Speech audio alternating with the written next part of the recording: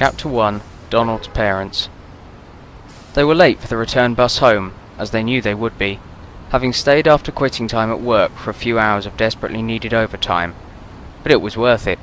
Donald would be able to have a fine education and rise out of his limited, unsecured lifestyle. Thomas Lamore put his arm around his wife, looking into her warm brown eyes. He gave her a bright smile. "Well, dear, ready for a nice walk home again?" Jeanette returned the smile and replied, "Sure, but only if we take the scenic route. I get bored so easily." They both laughed as they started walking down the street. On this side of town, there was not much scenery other than working factory buildings and condemned ones. "We are so lucky to have May watch Donnie for us after school, so we can both work. She's such a gem," said Jeanette, watching her husband for his response. "Yes, indeed she is a gem, and I've been thinking we should do something special for her. She does so much for us and others in the community. Perhaps we could take her out for a special day, just for her." Looking over at his wife, he added, "What do you think, darling? Silly idea or what?" As she smiled from ear to ear, she replied, "I think that is an absolutely wonderful idea, honey. Let's work out the details when we get home, okay?" Her eyes full of excitement at the thought. Thomas, beaming with a warm, loving smile, added, We have a date, my lady. Shall we meet in our room at, say, 8:30 then?" Jeanette, playing coy, answers, "I think that can be arranged, Mr. Lamore, if you promise to keep your hands to yourself. At least, until we've finished our business." Both laughed. "Yes, ma'am," Thomas replied. Thomas always kept his wife close to him when walking home from work, and his hunting knife even closer. He knew that there were drug dealers and other bad elements lurking around in those abandoned buildings. He has seen strung-out junkies desperate for a fix, trying to manhandle passers-by for money. He would never concede to such a demand. Just a couple of more blocks, and they would be clear of the more dangerous zone. They heard the sound of a can being kicked ahead of them, just around the corner at the end of the block. Then there was the crashing sound of a bottle being smashed angrily against the wall. A voice spoke out, "Not a goddamn drop in that bottle! I need money, damn it!" As the man came from around the corner, Thomas could see he was desperate and dangerous. His hair was filthy and covered his eyes. He had a rough beard and wore a tattered set of army fatigues. There was a tattoo of an English bulldog on his right arm, under which were the words, "Semper Fidelis." He looked at the couple and said, "Good evening, folks. I'm sure you wouldn't mind helping out a war vet down on his luck, say $20? "I don't think so, sir. Now please step aside," Thomas replied in a strong voice. Oh, step aside, say you then, huh? Okay now. How about you give me everything? Wallet, watch, rings, everything." Reaching into his jacket, the man pulled out a pistol and pointed it at the couple. "Now, or so help me, I'll take the lady off at the knees right in front of you, Mr. Do-Gooder." Thomas knew they were in trouble, and had to wait for an opening to use his knife, if at all. Okay, calm down. Here are my wallet and watch, take them. That should be plenty to get what you need." Neither Thomas nor Jeanette wanted to turn over their wedding rings. They just meant so much to them both. The man was getting angrier, drunk with his power over the couple. He loaded the chamber of the pistol with a loud chiclang. It was a .45 caliber pistol, a powerful handgun capable of doing much damage, especially at this close range. "Give me the rings now. I won't ask again. Next time I'll let my friend here do the asking." The man's hands were shaking as he pointed the gun from one to the other.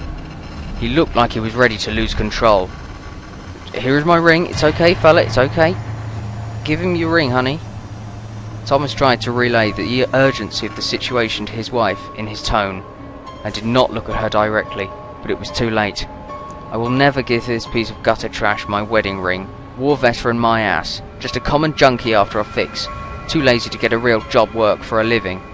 Thomas's eyes grew wide as he watched the madman turn the gun to his wife, and without flinching shot her right in the middle of her forehead, her body being flung back by the sheer force of the bullet's impact. Thomas heard a wet splashing sound from behind him, and he knew his wife was dead, her brains splattering the wall and sidewalk.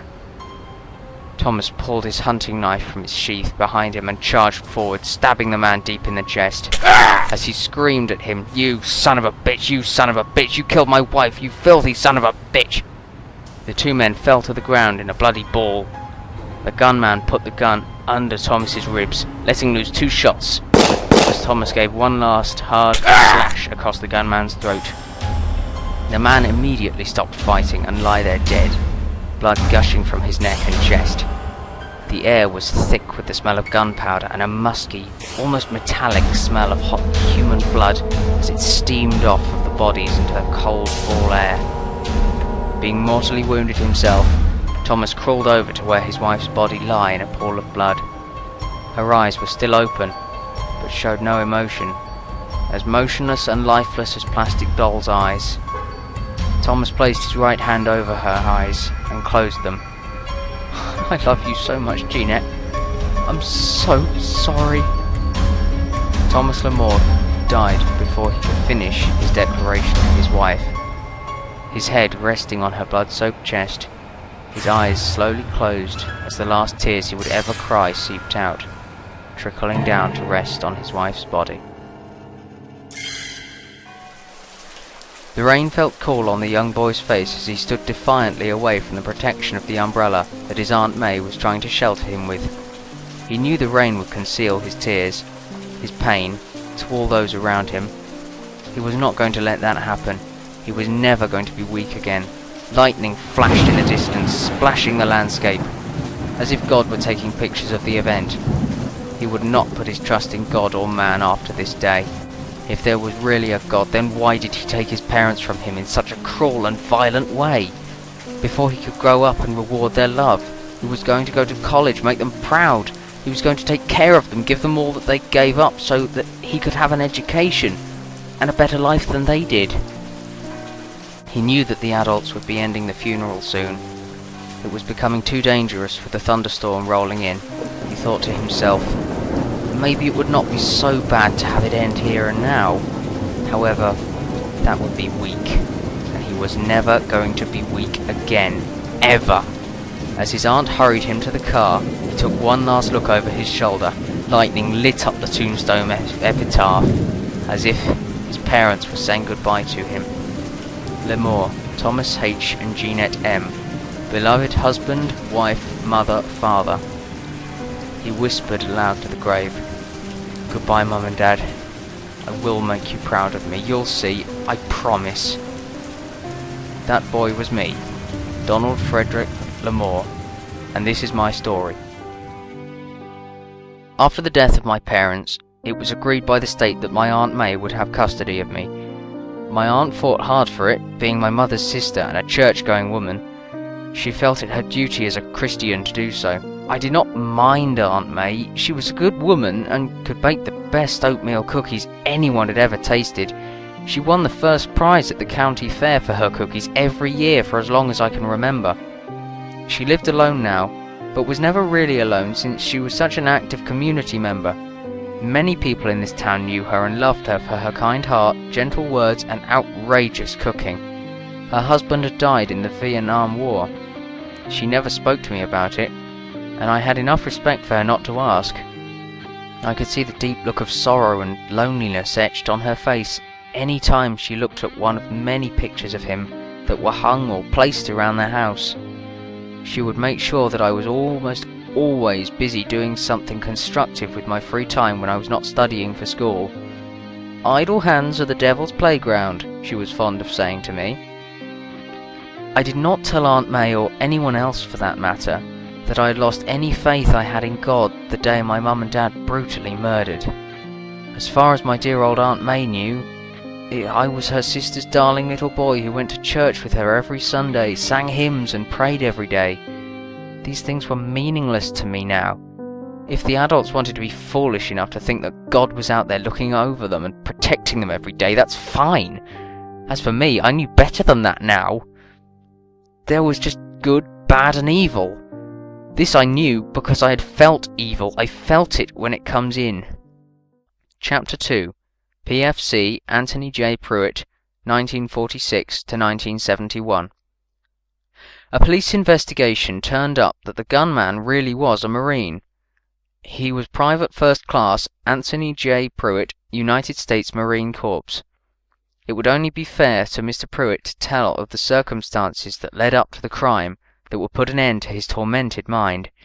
He had enlisted in the Marines shortly after the Vietnam War broke out. He was an honor student in high school and a very patriotic young man. He felt it his duty to enlist in the Marines and fight for his country. He almost immediately got the English Bulldog tattoo with the words Semper Fidelis beneath it. The English Bulldog was deeply rooted in the Marine Corps. During World War II, the Germans referred to the Marine Corps as Djurfullhunden, meaning devil dogs, undoubtedly referring to their fighting ability. Marines are known to have a fierce, almost fanatical loyalty to their duty. They are one of the most highly respected fighting forces on Earth. Semper Fidelis is translated from Latin, always faithful. Just after 1 month in Vietnam, he was captured along with 2 of his comrades in arms. After waking to find himself naked and strapped to a table, he saw his 2 comrades, one to his left and the other to his right. Both were strapped to a table just as he was, and both were dead.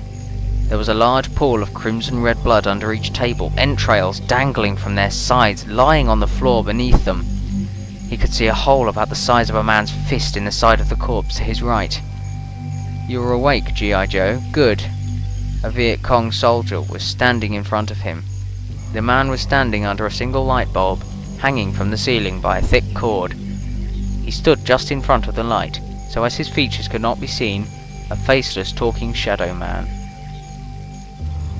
"You will tell me where your troops are located, yes, G.I. Joe?" A puff of smoke billowed up around his head from an unseen cigarette in his mouth. Although terrified, Private Pruitt remained silent, determined not to betray his platoon or his country. "Okay, G.I. Joe, we will see how brave you are." Snapping his fingers into the air above his head, giving what sounded like an order to some unseen ally, out of the shadows stepped another Viet Cong soldier. In his hands was a small metal cage, about 10 inches in width and height. There was a movement from within the cage. Private Pruitt could hear a low squeaking sound. As the cage came closer to him, he could see that it was a very large and nervous rat. "You will tell me where your troops are located, G.I. Joe?" Pausing for an answer. "Very well, G.I. Joe. You may join your friends. This will be most unpleasant for you, G.I. Joe." The shadow man snapped his fingers once more. The other soldier lowered the cage down and placed it on Private Pruitt's stomach. The rat became more agitated, sensing the man's body so close to it. "Now, G.I. Joe, I will explain. You see, your new friend has not eaten in days, and the guards like to poke at him with sticks and cigarettes." Pruitt was so scared he could hardly speak. He felt he was going to defecate uncontrollably. He surprised even himself to hear his words come out. "Go to hell, you filthy gook!" Those words would seal his fate forever. "You'll die screaming, like the pig that you are, G.I. Joe," snapping his fingers again. The soldier returned from the shadows once more, this time carrying a thick black cast iron pot. It was filled with red-hot coals and a pair of metal tongs. "Now, G.I. Joe, next we will place the hot coals on top of the cage. The intense heat will make your new friend go crazy. He will do anything to escape from the cage before he catches on fire and burns to death. And do remember, G.I. Joe, he's very hungry, as I have mentioned." Raising his hand and waving it through the air, speaking to the other soldier, he says, "Remove the tray." The soldier slowly slides a metal tray that was separating the cat in the cage from Private Pruitt's stomach. The rat immediately started biting and gnawing at Pruitt's stomach, burrowing into him. The crazed rat frantically trying to get away from the searing heat of the red-hot coals. Pruitt screamed in pain and terror as he could feel the rat beginning to enter his stomach. Blood sprayed out of the wound, the rat chewing and scratching feverishly to escape. Pruitt's screams filled the small shack. Suddenly, there was a tremendous explosion. The soldiers, Private Pruitt and the cage with the rat in it, sent flying through the air in a storm of dirt, wood and rock. A large mortar round struck just short of the bamboo shed that he was being held captive in. Within minutes, American troops were all over the area. It was not just the one shed, but an entire Viet Cong stronghold. No doubt a major target for our troops if they were to move onward. Pruitt slowly lifted his head. The right side of his face badly burned by the explosion, the hair singed completely off his head. He could see a Viet Cong soldier a few feet away from him, a large bamboo pole impaling the man's stomach, exiting through his neck. A cigarette still burned in his mouth, held tightly in between his teeth. The Shadow Man, no doubt, Pruitt whispered. Good for you, you son of a bitch. I hope you burn in hell. One of the American soldiers sifting through the rubble notices Pruitt and yells, "Medic! I need a medic over here, we've got wounded!" Just before passing out. Pruitt manages to look up at the GI, calling for help. "Thank you." One of the other soldiers looks over. Jesus Christ! This was one of those rat rooms. They were using rats on them to get information. From behind him could be heard the sound of a soldier vomiting. Private Pruitt would spend a year in a military hospital for his wounds and convalescing. The surgeons at a MASH unit had to remove the dead rat's body from within Pruitt's stomach, killed by the concussion of the blast. Private Pruitt himself suffered from 3 fractured ribs, a broken leg, a sprained wrist, and 2 missing fingers. He also had to have numerous pieces of debris removed, which became shrapnel after the mortar attack. However, the most damage he incurred was to his face. His right eye was completely gone, and the entire upper right side of his face was horribly scarred by burns. Aside from screaming in the night, Pruitt never spoke a word to anyone at the hospital. When told his family was being notified, he went into a rage until he was assured that they would not come to see him. Not until he was ready. As it turned out, Private Anthony J. Pruitt would never be ready to see his family or any kind of social life resembling normal. He would not recover mentally from his horrific ordeal, or the terrible scars which had changed his body. He felt as though he was the Phantom of the Opera every time he looked into a mirror. The sight of himself only deepening his mental condition. His was a mind tortured by memories and by the physical pain left by his injuries. Private Pruitt would never live a normal life ever again. He would become one of the forgotten ones, slowly pushed away, unwanted by society, the victim of an unpopular war that nobody wanted. He was a symbol of something people wanted to forget, and he was not treated as the hero who he might have been, but as a hideous reminder of a wounded country. He became addicted to painkillers in the hospital. When he was released, he wandered the streets, not knowing where to go, where to call home. He began drinking any kind of alcohol that he could lay his hands on. Between the pain pills, which the government paid for, and the alcohol which he spent every cent he had on, he became a zombie. He was like so many others that returned home to be scorned and ridiculed. He became one of the walking dead, a creation of war, not only the horrors that were part of the war itself, but the inevitable reaction to it when it was over. Some wars receive acclaim and praise. Parades march down the streets for the returning heroes. Some wars receive protests, anger and rejection for those fought in them. And so, that October night, 3 lives were laid to waste, all due to the insanity of war, and all the injustices it provokes. It would appear that our country would spare no expense to create greater weapons of war. However, no amount of money could cure the wounds, or the true damages incurred by it. These things, hopefully, would just be forgotten in time, them being more of an embarrassment than a real issue that needed to be addressed. Perhaps one day men of all races, creeds and religions will find a way to solve their differences through a forum of words and agreeable pacts. One must admit that for a so-called civilized society, we certainly do our very best to find new and devastating ways to take human life. Rest in peace, Private First Class Anthony Joseph Pruitt.